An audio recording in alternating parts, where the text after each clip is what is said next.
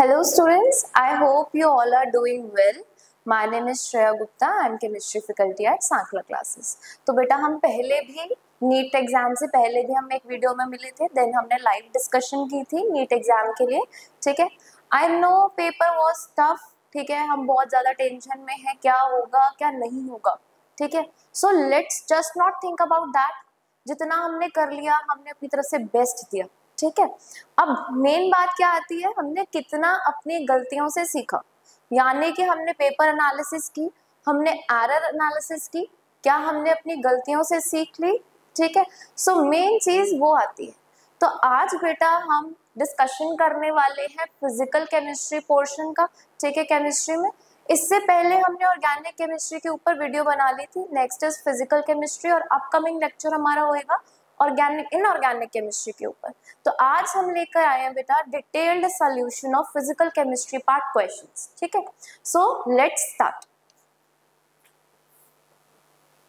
तो सबसे पहला क्वेश्चन जो फिजिकल केमिस्ट्री पोर्शन में हमारे पास आया था that was if the rate constant of a reaction is 0.03 per second, how much time does it takes for 7.2 mole per liter concentration of the reactant to get reduced to 0.9 mole per liter, ठीक है। अब यहाँ पर आपको order नहीं बताया गया इस रिएक्शन का। So order as you all know हम कहाँ से बता सकते हैं, हमें रेट कांस्टेंट के यूनिट्स दे दिए गए हैं पर सेकेंड। किस ऑर्डर के लिए होते हैं? It is for first order reaction. तो फर्स्ट ऑर्डर रिएक्शन का हम यहाँ पर फॉर्मूला लगाएंगे, रेट कांस्टेंट आपको गिवन है। फर्स्ट ऑर्डर का फॉर्मूला क्या होता है? तो फर्स्ट ऑर्डर के लिए टाइम का फॉर्मूला होता है बेटा T is equals to 2.303 by K log of A naught by 80. Now what is A naught and AT? A naught is initial concentration and AT is concentration at any time T, ठीक है। अब अगर बात करें यहाँ पर आपको दो वैल्यूज दी गई है, 7.2 मोल पर लीटर से शुरुआत की और कहाँ तक लेकर गए हम अपने सोल्यूशन को 0.9 मोल पर लीटर तक, यानी कि A नॉट की वैल्यू कितनी हो जाएगी बेटा 7.2 एंड 80 की वैल्यू कितनी हो जाएगी, रिड्यूस्ड टू लिखा गया है, 80 की वैल्यू कितनी हो जाएगी 0.9। K की वैल्यू आपको क्वेश्चन में गिवन है दैट इज 0.03, ठीक है। सारी वैल्यूज आपको गिवन थी, आपको फॉर्मूला में पुट करके सिर्फ टाइम T निकालना था। सो 2.303 अपॉन 0.03 लॉग ऑफ 7.2 अपॉन 0.9, ठीक है। 7.2 अपॉन 0.9 विल बी 8। तो यहां से आपके पास क्या आ जाएगा, T is equals to 2.303 upon 0.03 log 8 को हम क्या लिख सकते हैं 2 का क्यूब। तो यहां से आपको इसको सॉल्व करना था 2.303 अपॉन में 0.03, जो 2 की पावर है वो क्या आ जाएगी आपके लॉग के आगे आ जाएगी, तो इंटू 3 लॉग 2 की वैल्यू आपको क्वेश्चन में गिवन है 0.301, तो 0.301। इसको सॉल्व करने के बाद बेटा आपका फाइनल आंसर आएगा 69.3 सेकेंड्स। क्वेश्चन लिया गया था ये चैप्टर केमिकल काइनेटिक्स में से, ठीक है। आसान क्वेश्चन था, हो जाने वाला क्वेश्चन था, हमने क्लास में किए हुए हैं ऐसे क्वेश्चंस, ठीक है। Moving on to next question, let's see which of the following aqueous solution will exhibit highest boiling point। तो बेटा ये क्वेश्चन किस चैप्टर से लिया गया है, चैप्टर 1 सॉल्यूशन से लिया गया है। ये क्वेश्चन क्या पूछ रहा है वो हमें यहाँ पर हाईएस्ट बॉइलिंग पॉइंट, और हमें दिए क्या है एक्वस सॉल्यूशंस, ठीक है। अगर हम बात करें, अगर हम किसी सॉल्वेंट के अंदर कोई सल्यूट डालते हैं, कोई नॉन वॉलेटाइल सल्यूट डालते हैं, तो हमने पढ़ा है कि बॉइलिंग पॉइंट क्या हो जाता है, एलिवेट हो जाता है, ठीक है। अब हर एक में कितनी एलिवेशन होती है उसके लिए हम निकालते हैं डेल्टा टीबी, डेल्टा टीबी। तो डेल्टा टीबी के लिए फॉर्मूला क्या रहता है, चेंज इन बॉइलिंग पॉइंट या elevation in boiling point is I iota Kb into m. I is van't Hoff factor, ठीक है, इलेक्ट्रोलाइट्स के लिए और नॉन इलेक्ट्रोलाइट्स के लिए डिफरेंट होता है. Kb क्या है आपका, मोलर एलिवेशन कांस्टेंट, जो कि एक्वस सॉल्यूशन है तो सॉल्वेंट सभी के अंदर सेम रहेगा. तो Kb हमारा क्या रहने वाला है, same for all the 4 solutions. ठीक है, बात आती है मोलालिटी पे. तो अगर इस फॉर्मूला के अंदर कोई दो चीजें वेरिएबल है तो वो कौन कौन सी है, एक तो I और एक तो आपका m. Kb क्या है, सेम फॉर ऑल 4. तो अब आपको ये देखना था कि किसके लिए एलिवेशन ज्यादा हुआ होगा. अगर एलिवेशन ज्यादा हुआ है यानी कि उसी सोल्यूशन का बॉइलिंग पॉइंट क्या रहा होगा, हाईएस्ट रहा होगा. तो हमें यहाँ पर अब क्या निकालना था कि I और m का प्रोडक्ट किसके लिए सबसे ज्यादा है. तो चलते हैं सबसे फर्स्ट सॉल्यूशन के ऊपर. आपको क्या दिया है, Na2SO4. I क्या होता है, कितने नंबर ऑफ आयंस एक इलेक्ट्रोलाइट प्रोड्यूस कर रहा है, अगर हम उसको 100% डिसोसिएशन मानकर चले. ठीक है, तो यहाँ पर Na2SO4 में कितने आयंस आपके प्रोड्यूस होने वाले हैं, दो तो आपके Na के रहेंगे और एक क्या रहेगा, सल्फर का.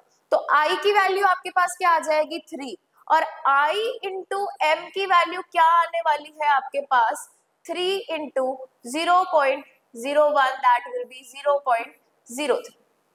ठीक है, नेक्स्ट मूव करते हैं. आपको क्या दिया गया, C6H12O6 ग्लूकोज का फॉर्मूला दिया गया है. Glucose is a non electrolyte, यानी कि इसके लिए I की वैल्यू क्या रहने वाली है, 1.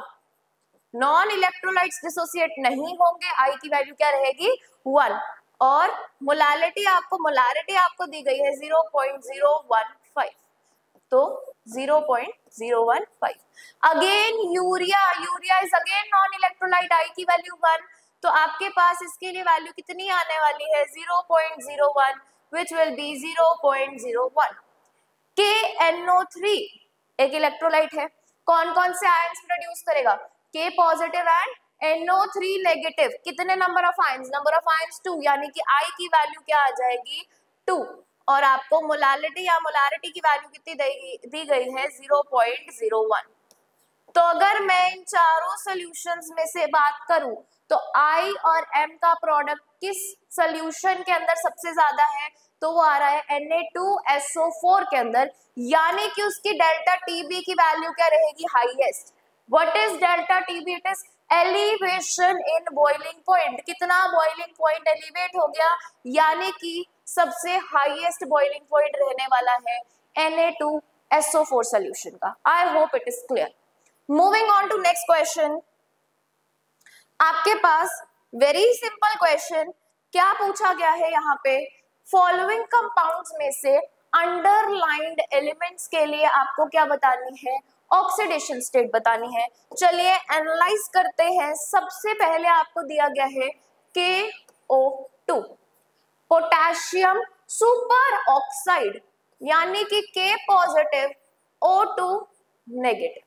तो अगर यहाँ पर बात की जाए तो अंडरलाइंड क्या था आपका, पोटेशियम. तो पोटेशियम के लिए ऑक्सीडेशन स्टेट क्या आ जाएगी, +1. मूविंग ऑन टू नेक्स्ट, आपको दिया हुआ है H2O2. H2O2 इज हाइड्रोजन पर ऑक्साइड, यानी कि H पॉजिटिव O2 2 नेगेटिव. अब ध्यान देने वाली बात यह है कि यहाँ पर हमें ऑक्सीजन के लिए पूछा गया है. तो ऑक्सीजन के लिए दो ऑक्सीजन के ऊपर -2, तो एक ऑक्सीजन के ऊपर कितना आ जाएगा, -1. ठीक है, लास्ट H2SO4. वैसे तो H2SO4 का हमें रटा ही रहता है, क्या है, +6. बहुत क्वेश्चंस में यूज होता है, रिडॉक्स पढ़ लो, इलेक्ट्रोकेमिस्ट्री पढ़ लो, वहां पर हमें पता रहता है कि सल्फर के लिए क्या है, +6. इन केस आपको नहीं पता तो हाइड्रोजन के लिए +1, सल्फर के लिए x मान लेते हैं, ऑक्सीजन के लिए -2 इज इक्वल टू 0. इसको सॉल्व करोगे आपके पास x के लिए क्या आ जाएगा, +6. तो आपके पास क्या आंसर आने वाला है बेटा जी, आंसर रहेगा +1 -1 +6, यानी कि option number 3 is correct. I hope it is clear. ठीक है, moving on to next question. Standard heat of formation in kilo calorie per mole of barium 2+ is. Barium 2+ के लिए क्या पूछा गया है? Standard heat of formation. Given क्या क्या है? Standard heat of formation of SO4 2 negative, standard heat of crystallisation of BaSO4 solid, ठीक है, and standard heat of formation of BaSO4 solid. अब यहाँ पर अगर बात की जाए तो मुझे क्रिस्टलाइजेशन की रिएक्शन दिखाई दे रही है। क्रिस्टलाइजेशन की रिएक्शन का मतलब मैंने एक सोल्यूशन बनाया BaSO4 का, उसको थोड़े टाइम मैंने हीट करके उसको थोड़े टाइम मैंने अनडिस्टर्ब्ड रख दिया, तो वहां से क्या फॉर्म हो गए? क्रिस्टल्स फॉर्म हो गए। यानी कि सबसे पहले BaSO4 क्या था? आपका सोल्यूशन के अंदर डिसॉल्व था, तो मतलब आपके Ba और SO4 2 नेगेटिव एक्वस फॉर्म में रहे होंगे, एंड देन उसके बाद क्या फॉर्म हो गया होगा? BaSO4 solid. तो रिएक्शन क्या रहेगी बेटा? क्रिस्टलाइजेशन की रिएक्शन क्या रहेगी? Ba2+ एक्वस, इनिशियली BaSO4 जो है वो सोल्यूशन में डिसोसिएटेड है, थोड़े टाइम के बाद क्रिस्टलाइजेशन होने के बाद क्या बन जाएगा? BaSO4 solid. ये रहेगी आपकी रिएक्शन। अब ध्यान देते हैं कि डेटा किस किस चीज का गिवन है। डेटा में आपको सबसे पहले पूछा गया है heat of formation of Ba2+। Ba2+ की हीट ऑफ फॉर्मेशन आपसे पूछी गई है, ठीक है। और गिवन क्या है? Standard heat of formation of SO4 2 negative. SO4 2 negative के लिए आपको वैल्यू दी गई है। आपको और क्या दिया गया है? Standard heat of formation of BaSO4। BaSO4 के लिए भी आपको स्टैंडर्ड हीट ऑफ फॉर्मेशन दी गई है। और क्या गिवन है आपको? स्टैंडर्ड हीट ऑफ क्रिस्टलाइजेशन, यानी कि इस रिएक्शन का डेल्टा H आपको गिवन है कितना? -4.5। तो इस पूरी रिएक्शन का डेल्टा H आपको पता है। आपको हर इंडिविजुअल स्पीशीज के लिए क्या दी गई है? Heat of formation. आपको निकालनी क्या है? Heat of formation of barium. तो बेटा क्लास में हमने इसके बहुत क्वेश्चंस डिस्कस किए थे कि अगर आपको एंथैल्पी ऑफ रिएक्शन निकालनी है और आपको डेटा किस चीज का गिवन है? हीट ऑफ फॉर्मेशन का, तो हम फॉर्मूला में क्या लिखते हैं? Product minus reactant. Heat of formation of products minus heat of formation of reactants. तो अगर BaSO4 की हीट ऑफ फॉर्मेशन की बात की जाए सो वैल्यू इज -349। क्या करने वाले हैं? प्रोडक्ट माइनस रिएक्टेंट, इसकी वैल्यू क्या आने वाली है? -4.5। पूरी रिएक्शन का डेल्टा H कितना है? -4.5। प्रोडक्ट के लिए आपको कितना दिया गया है? -349। It is for the product. Reactant पे चलते हैं। रिएक्टेंट में Ba2+ के लिए आपको निकालनी है, तो लेट कर लेते हैं उसको X, ठीक है। साथ ही में आपको SO4 2 नेगेटिव के लिए कितनी वैल्यू दी गई है? -216। तो we have to solve for X। तो X के लिए जब हम सॉल्व करेंगे हमारे पास फाइनल आंसर क्या आने वाला है?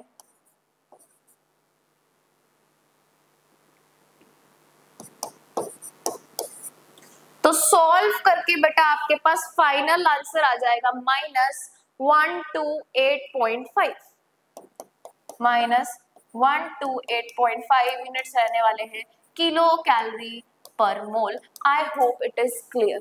थर्मोडायनेमिक्स से ये क्वेश्चन लिया गया था। एक रिएक्शन का डेल्टा H आपको गिवन था, उस रिएक्शन में आने वाली हर स्पीशीज के लिए आपको हीट ऑफ फॉर्मेशन गिवन थी, आपको मिसिंग डेटा निकालना था, ठीक है। आई होप आपको एक क्वेश्चन क्लियर है। Moving on to next question, देख लेते हैं क्या पूछा गया है।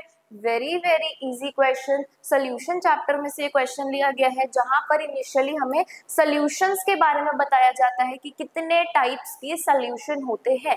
सबसे पहले बात कर लेते हैं humidity. Humidity is moisture in air. Moisture की बात करें, moisture is in liquid form, ठीक है। एयर की बात करें तो एयर के लिए तो गैस ऑब्वियसली, तो क्या रहेगा ह्यूमिडिटी के लिए? Liquid in gas. अलॉयज की बात कर लेते हैं, homogeneous mixture of two metals, ठीक है, 8-9 क्लास से पढ़ते आए हम। That means solid in solid. Amalgams की बात कर लेते हैं। अमलगम्स में आपके पास क्या आता है? मरकरी आता है। ठीक है, किसी भी मेटल के अंदर हम मरकरी को मिक्स कर देते हैं, now that metal will be in solid form. और मरकरी की बात की जाए तो मरकरी को कंसीडर करते हैं at room temperature in liquid form, यानी कि क्या हो जाएगा, liquid in solid. Smoke, dust particles in air, तो यानी कि क्या हो जाएगा आपके पास, सॉलिड इन गैस। तो इसी हिसाब से बेटा ऑप्शंस मैच कर लेंगे, ए के लिए 2, बी के लिए 1, सी के लिए 4, डी के लिए 3, ऑप्शन करेक्ट हो जाएगा 4th। ठीक है, moving on to next question. Okay, thermodynamics में से क्वेश्चन दिया गया है, आपको एक रिएक्शन दी है, carbon plus 2 hydrogen gives CH4, जिसके लिए डेल्टा H की वैल्यू है -74.8, यानी कि ये रिएक्शन क्या है, एक्सोथर्मिक रिएक्शन, एनर्जी का रिलीज हुआ है।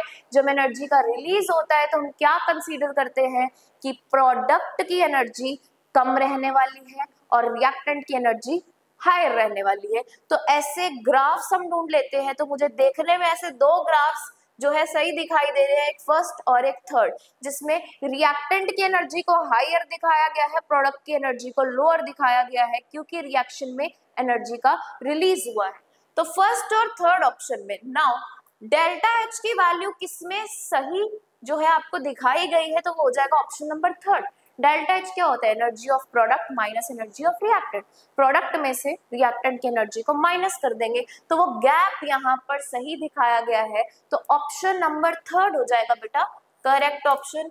कौन सा ग्राफ है, ये एक एक्सोथर्मिक ग्राफ है। ठीक है, नेक्स्ट क्वेश्चन पे चलते हैं। तो नेक्स्ट क्वेश्चन है, for the reaction A goes to 2B, the backward reaction rate constant is higher than the forward reaction rate constant by a factor of 2500 at 1000 Kelvin। Kp आपको दिया गया है, पूछा क्या है आपसे, Kp आपसे पूछा क्या है, ठीक है। Kp के लिए बेटा इक्विलिब्रियम चैप्टर में हमने एक रिलेशन पढ़ा था, Kp होता क्या है, equilibrium constant in terms of partial pressures of the reactants and products. तो Kp के लिए आपके पास क्या रिलेशन होता है, Kp is equal to Kc into RT की power delta Ng। Kp equilibrium constant in terms of partial pressure, Kc equilibrium constant in terms of concentrations, R gas constant जिसकी value आपको दी गई है, T टेम्परेचर अगेन आपको दिया गया है, what is delta Ng, it is gaseous number of moles of products minus gaseous moles of reactant। ठीक है, दोनों साइड ही gaseous product reactant है, तो डेल्टा Ng की वैल्यू कितनी आने वाली है, प्रोडक्ट माइनस रिएक्टेंट से 2 - 1। ठीक है, टेम्परेचर R गिवन है, क्या गिवन नहीं है, Kc गिवन नहीं है। तो बात की जाए Kc के लिए हम एक रिलेशन पढ़ते हैं, rate constant of forward reaction upon rate constant of backward reaction. Now इस क्वेश्चन के अंदर आपको क्या मेंशन किया गया है, the backward reaction rate constant is higher than the forward reaction rate constant, यानी कि Kb इज इक्वल्स टू कितने फैक्टर से, 2500 times as that of Kf। तो यहाँ से Kf अपॉन Kb की वैल्यू क्या आने वाली है, 1/2500। सारी वैल्यूज को इस फॉर्मूला में सब्स्टिट्यूट करते हैं, we will get our answer. तो Kp की वैल्यू क्या रहने वाली है, 1/2500 इंटू R की वैल्यू 0.0831, टेम्परेचर की वैल्यू 1000, डेल्टा Ng की value 1, and your final answer after solving this will be 0.033। I hope आपको सारे फॉर्मूलाज क्लियर है, इसको नोट डाउन कर सकते हैं हम।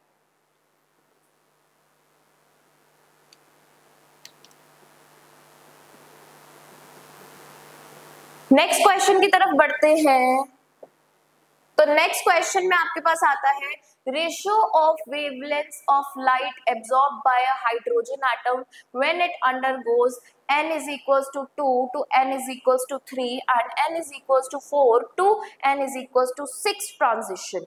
ठीक है, वेवलेंथ के लिए बेटा फॉर्मूला क्या रहता है, लैम्डा 1 के लिए कंसीडर कर लेते हैं 1 upon lambda 1 is equals to RH which is Rydberg's constant 1 upon n1 square minus 1 upon n2 square. ठीक है, सबसे पहले फर्स्ट पार्ट के लिए हम इसको सॉल्व कर लेते हैं, RH 1 upon n1 square 1 upon 2 square minus 1 upon 3 square.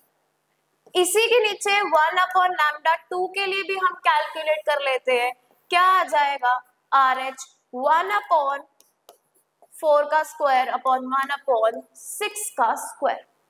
RH से RH cancel, lambda 2 by lambda 1 कितना आ जाएगा, ऊपर बेटा आपके पास आ जाएगा 4 इंटू 9, 9 माइनस 4, नीचे आपके पास क्या आ जाएगा 36 माइनस 16, 16 इंटू 36, 9 इंटू 4 36, 36 से 9 इंटू 4 कैंसिल, क्या बच जाएगा आपके पास 5 into 16 by 20, this comes out to be 4, यानी कि लैम्डा 1 बाय लैम्डा 2 कितना आने वाला है 1 by 4, तो ratio of the wavelengths will be 1 by 4। Correct option is your second option. I hope सबको ये क्लियर है। स्ट्रक्चर ऑफ एटम का ये क्वेश्चन था, डायरेक्ट फॉर्मूला हमें याद रहता है 1 upon lambda is equals to RH Rydberg's constant 1 upon n1 square minus 1 upon n2 square. क्योंकि हम हाइड्रोजन के लिए पढ़ रहे हैं तो Z की वैल्यू हम 1 ले लेते हैं। वैल्यूज को सब्स्टिट्यूट करके आपको दोनों वेवलेंथ्स की क्या निकालनी थी, रेशियो निकालनी थी। आई होप ये सबको क्लियर है। ठीक है, नोट कर लेते हैं। Moving on to next question. ठीक है, if the molar conductivity of a 0.05 mole per liter solution of a monobasic weak acid is 90 Simon centimeter square per mole, its extent of dissociation will be, extent of dissociation यानी कि आपको क्या पूछा गया है, alpha. आपको दिया क्या गया है, यहाँ पर आपको लैम्डा m दिया गया है, मोलर कंडक्टिविटी दी गई है, एक पर्टिकुलर कंसंट्रेशन पे कितनी दी गई है 90 साइमन सेंटीमीटर स्क्वायर पर मोल, यानी कि लैम्डा m आपको गिवन है। ठीक है, अल्फा की वैल्यू, डिग्री ऑफ डिसोसिएशन की वैल्यू आपको याद हो तो हम किस रिलेशन से पढ़ते हैं, lambda m which is molar conductivity at any concentration upon lambda m naught, यानी कि at infinite dilution। ठीक है, अब बात करें लैम्डा m की वैल्यू हमें क्वेश्चन में गिवन है।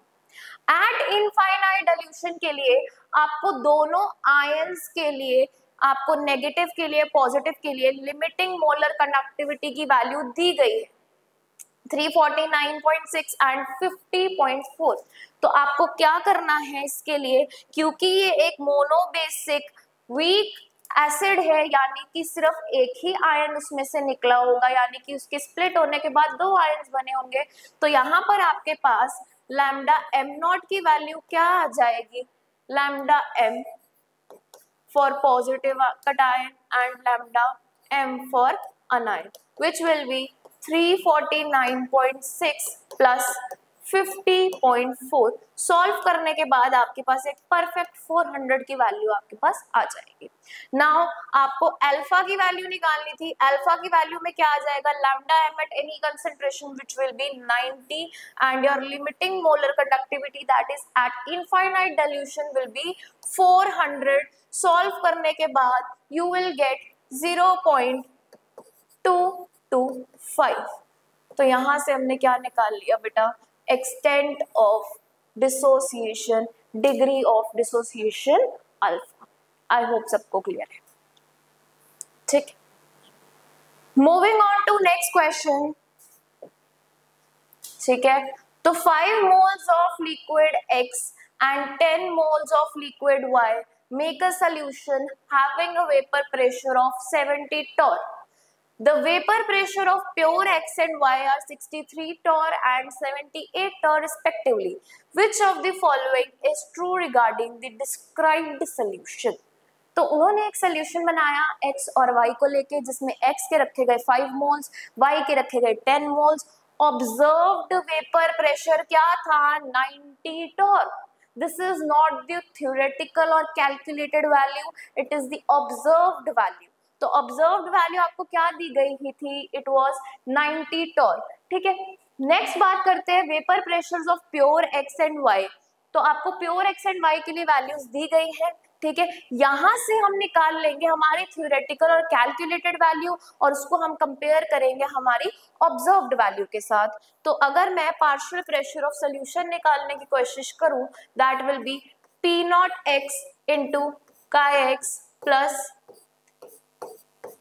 P nought y into chi Y.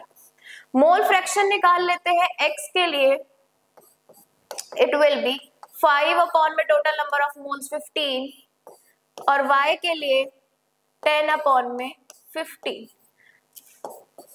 Pressure of solution कितना आ जाएगा? 63 इंटू 1/3 प्लस 78 इंटू 2/3। इसको सॉल्व करने के बाद बेटा फाइनल आपके पास जो वैल्यू आने वाली है दैट विल बी 73 टॉर। यानी कि जो हमने एक्सपेक्ट किया था थ्योरेटिकल वैल्यू से वो कितना था? 73 टॉर, बट ऑब्जर्व्ड वैल्यू कितनी आई? 70 टॉर। यानी कि यहाँ पर कुछ इंटरैक्शंस रही होंगी एक्स और वाई के बीच में, जिसकी वजह से प्रेशर क्या हो गया? डाउन हो गया। तो ये कौन से ग्राफ के थ्रू, कौन से डेविएशन के थ्रू बताया जाता है? So it is through negative deviation, जिसमें आपका ऑब्जर्व्ड प्रेशर कम आता है कैलकुलेटेड प्रेशर से। So the solution shows negative deviation. I hope यहां तक सबको क्लियर है। नेक्स्ट क्वेश्चन की बात कर लेते हैं। बहुत आसान क्वेश्चन था ये। तो यहाँ पर आपको पूछा गया था choose the ones with equal number of atoms. Atoms की बात की गई थी। सो सबसे पहले हम इसमें क्या निकाल लेते हैं? हम निकाल लेते हैं नंबर ऑफ मोल्स, ठीक है। नंबर ऑफ मोल्स की बात करें, ए ऑप्शन के लिए नंबर ऑफ मोल्स आपके पास क्या आ जाएंगे? 212 अपॉन 106, दैट विल बी 2, ठीक है। बी ऑप्शन की बात करें तो बी ऑप्शन के लिए नंबर ऑफ मोल्स आ जाएंगे 248 अपॉन 62 विच विल बी 4, ठीक है। सी ऑप्शन के लिए बात करें, नंबर ऑफ मोल्स कितने आ जाएंगे? 240 given weight upon molar weight which will be 6। D option के लिए बात की जाए 12 अपॉन में 2 अगेन 6। ई ऑप्शन के लिए बात की जाए बेटा तो 220 upon 44, this will give you 5। तो ये क्या आए हैं आपके पास? Number of moles. Number of molecules की बात करी जाए तो मॉलिक्यूल्स कितने हो जाएंगे? 2Na, 4Na, 6Na, 6Na, 5Na। अब क्वेश्चन यही खत्म नहीं होता है, क्योंकि आपको क्वेश्चन में पूछा क्या गया है? Number of atoms. हमने क्या कैलकुलेट किया है? मॉलिक्यूल्स। एटम्स की बात करें, Na2CO3 के अंदर 2 Na के एटम है, 1 कार्बन का है, 3 ऑक्सीजन का है, तो टोटल कितने हो जाएंगे? 6। यानी कि एटम्स कितने आने वाले हैं? 12, ठीक है। Na2O की बात करें, 3 एटम्स रहेंगे, यानी कि अगेन 4 into 3 12 Na। NaOH की बात करें, 3 एटम्स हैं, यानी कि 3 into 6 कितना हो जाएगा? 18 Na। हाइड्रोजन की बात करें, 2 एटम्स हैं, यानी कि टोटल कितने हो जाएंगे? 12 Na। CO2 की बात करें, 3 एटम्स है, 3 into 5 will give you 15 Na atoms. अब सेम किस किस में है? A, B and D. I hope यहाँ तक सबको क्लियर है। तो ऑप्शन क्या हो जाएगा, ए, बी एंड डी।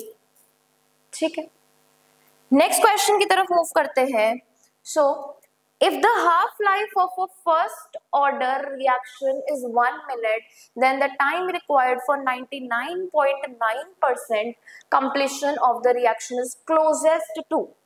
अगर बात करें बेटा डायरेक्ट रिलेशन हम याद करके रखते हैं फर्स्ट ऑर्डर के लिए, T 99.9% is 10 times T half. Question में आपको T हाफ कितना दिया गया है बेटा, 1 मिनट, तो answer will be direct 10 minutes। ठीक है, it was that easy. Question was taken from chapter chemical kinetics. Moving on to next question. ठीक है, तो स्ट्रक्चर ऑफ एटम का ये क्वेश्चन है, energy and radius of first Bohr orbit of helium and lithium.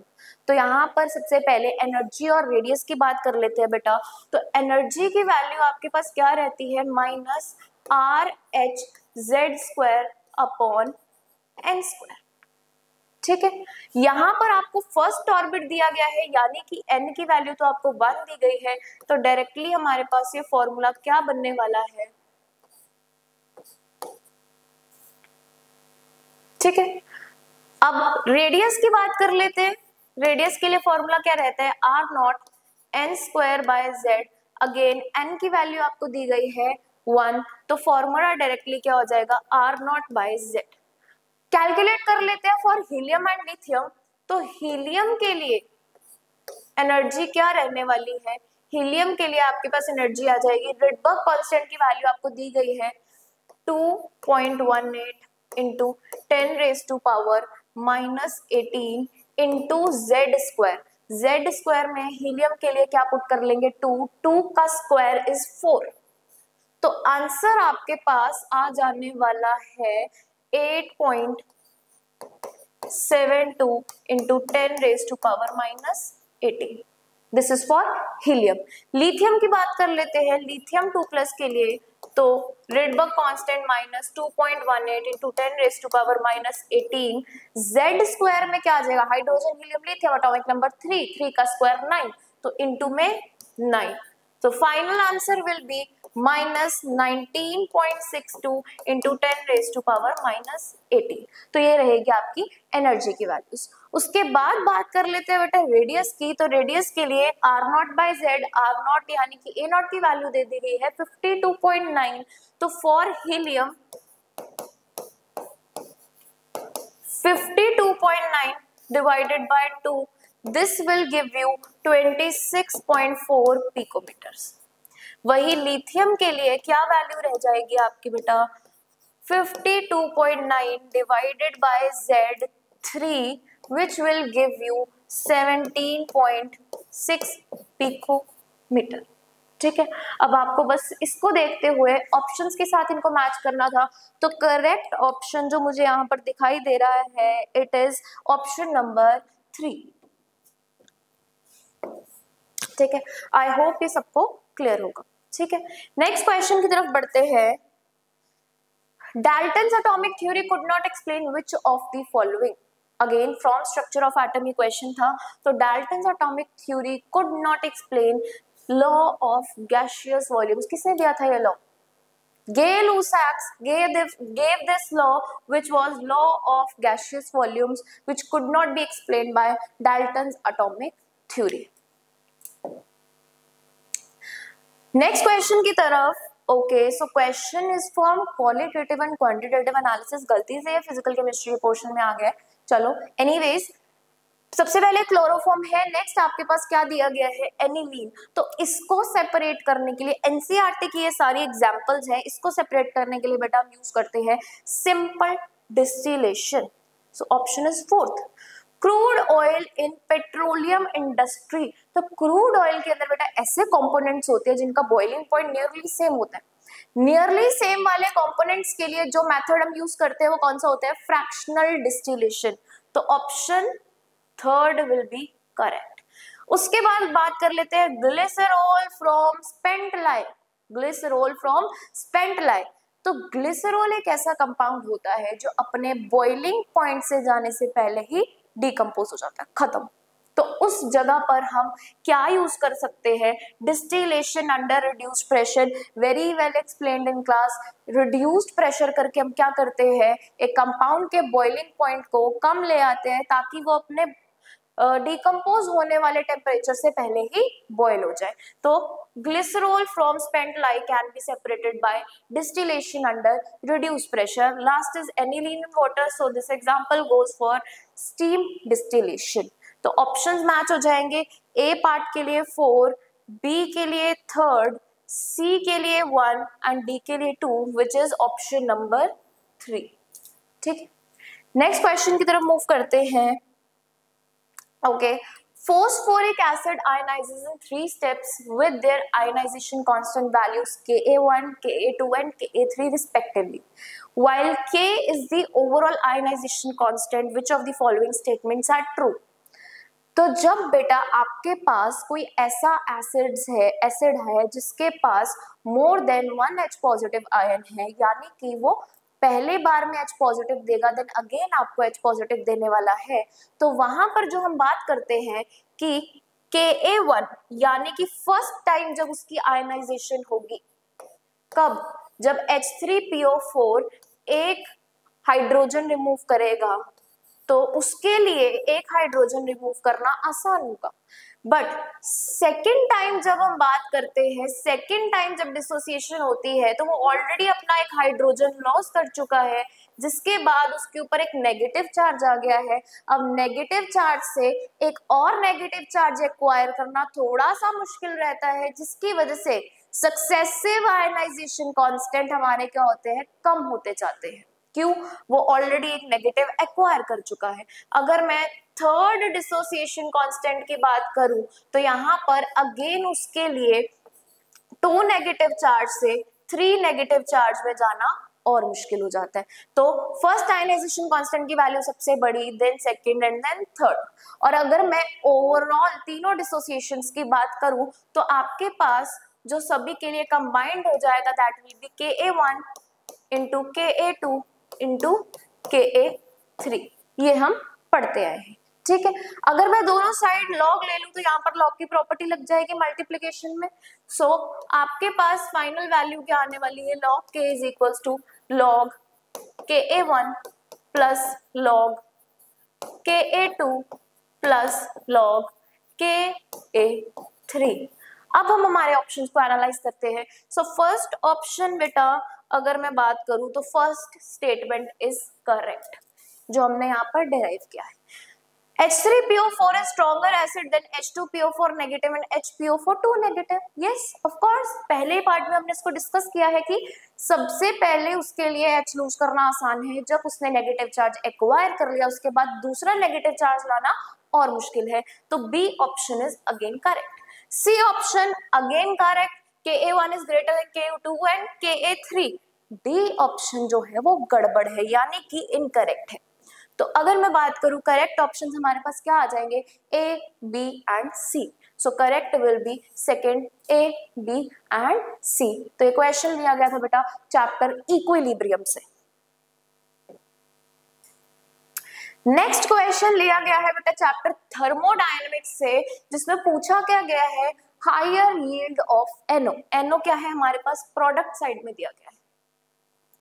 ठीक है, अब इस क्वेश्चन के लिए आपको डेल्टा H दिया गया है प्लस 180.7, यानी कि रिएक्शन इज एंडोथर्मिक। ठीक है, अब पूछा क्या है आपसे कि हायर यील्ड ऑफ NO कब होगी। हमने बहुत अच्छे से क्लास में पढ़ा था, क्या ली चैटलियर्स प्रिंसिपल क्या कहता है, ली चैटलियर प्रिंसिपल, अगर कोई रिएक्शन इक्विलिब्रियम में है, तुम उसमें कुछ भी गड़बड़ करते हो, तो रिएक्शन खुद से उस चेंज को नलिफाई करने के लिए उल्टी दिशा में जाना शुरू कर देगी। अब यहाँ पर हमारी उल्टी दिशा कौन सी है कि हमें NO बनाना है, तो NO बनाने के लिए हमें इससे उल्टा चेंज करना पड़ेगा, यानी कि N2 और O2 की कंसेंट्रेशंस को बढ़ाना पड़ेगा, ताकि हमारी रिएक्शन को कम करने के लिए NO बनाने में जुट जाए। ठीक है, तो ऑप्शन नंबर सी और डी कुछ यही बात कह रहे हैं, that higher concentration of N2, higher concentration of O2 will yield NO। इसके अलावा अगर मैं बात करूं टेम्परेचर, तो रिएक्शन क्या है, एंडोथर्मिक। एंडोथर्मिक में हीट का एब्जॉर्प्शन होता है, यानी कि टेम्परेचर बढ़ेगा तो हमारे लिए बेनिफिशियल होगा। तो higher temperature will yield higher yield of NO। ठीक है, तो ऑप्शंस A, C और D हमारे लिए क्या हो जाएंगे, करेक्ट हो जाएंगे, विच इज ऑप्शन नंबर 2। ठीक है, तो बेटा इसी के साथ फिजिकल केमिस्ट्री का पोर्शन होता है खत्म। नेक्स्ट वीडियो में हम लेकर आएंगे inorganic chemistry. Thank you so much for watching.